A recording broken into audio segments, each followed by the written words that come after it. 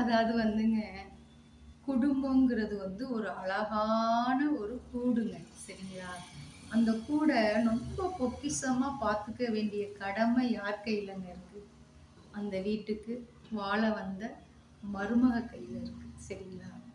அதாவது வந்து வீட்ல 1000 பிரச்சனைகள் நடக்கணுங்க.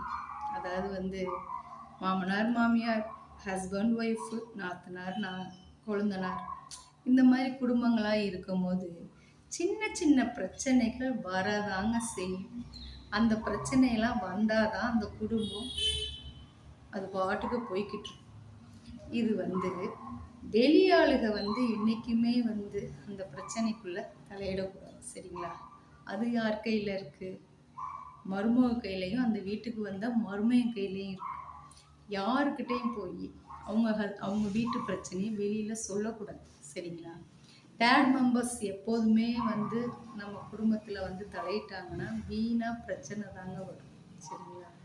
உங்க குடும்ப பிரச்சனையை உங்களுக்குள்ளேயே பேசி தீர்த்துக்கங்க. அதுதான் நல்லது.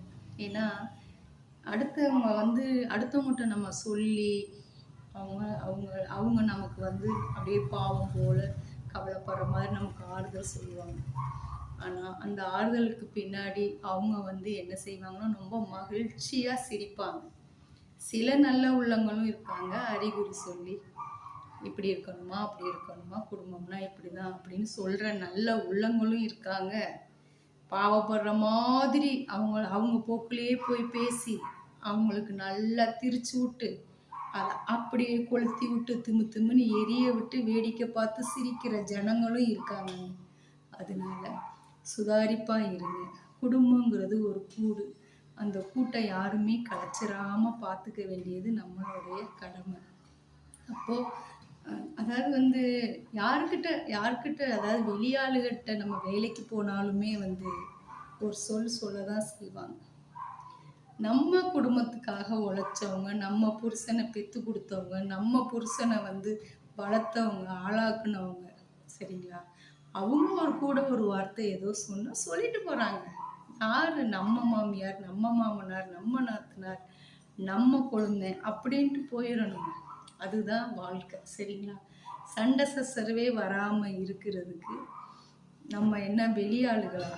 அவங்க இப்போ வெளியாளுக பழகுனவங்க அவங்கக்கிட்டலாம் நம்ம எதுவுமே பேச முடியும். என்ன எல்லாருமே ஒரு லிமிட்டில் தான் இருக்கும். யாரும் யாரோடைய பர்சனல்லையும் போய் தலையிட மாட்டோம். சரிங்களா? நமக்கு உரிமைப்பட்டவங்க யாரு? நம்மளை தொட்டு தாலி கட்டினவர் நம்ம மாமனார், மாமியார், நம்ம நாத்தனார், கொழுந்தனார், இவங்க தான் நமக்கு உரிமைப்பட்டவங்க. அப்போது அவங்க ஏதோ ஒன்று சொல்லிட்டாலும் மனசுலேயே வச்சுக்காம அவங்க மேலே தப்பு இல்லை அப்படின்னா டைரெக்டாக கேட்டு பேசி அந்த தப்பை கரெக்ட் பண்ணிடுங்க. இல்லை தப்பு இருக்குது அப்படின்னா ஆமாம் தப்பு மன்னிச்சுக்கங்கன்ட்டு போயிருங்க. இது அவ்வளோதான். வாழ்க்கை சுமூகமாக போகுங்க. சரிங்களா? யாரும் யாருக்கும் அடிமை கிடையாதுங்க. நம்மளுடைய உரிமையை நம்ம வீட்டாளர்கள்ட்ட பேசுறதுனால தப்பே கிடையாது. சரிங்களா? அதனால எப்போதுமே தேர்ட் மெம்பர்ஸ் நம்ம வீட்டுக்குள்ளே வரவே கூடாதுங்க. அது வந்துட்டாலே நிம்மதி போயிடும், சந்தோஷம் போயிடும், ஹஸ்பண்ட் ஒய்ஃபுக்குள்ளே இருக்க ஒரு அந்நியுன்னியும் குறைஞ்சிரும். இதெல்லாம் வராமல் பார்த்துக்க வேண்டியது அந்த வீட்டுக்கு வாக்கப்பட்டு வந்த மருமக கையில் தாங்க இருக்கு. சரிங்களா? இது உண்மை. இது வந்து நான் சொன்னது உங்களுக்கு பிடிச்சிருந்துச்சு அப்படின்னா ஒரு லைக் பண்ணுங்கள், ஒரு ஷேர் பண்ணுங்கள், ஒரு சப்ஸ்கிரைப் பண்ணுங்கள். சரிங்களா? யாரும் யாருக்கும் எதிரி கிடையாதுங்க.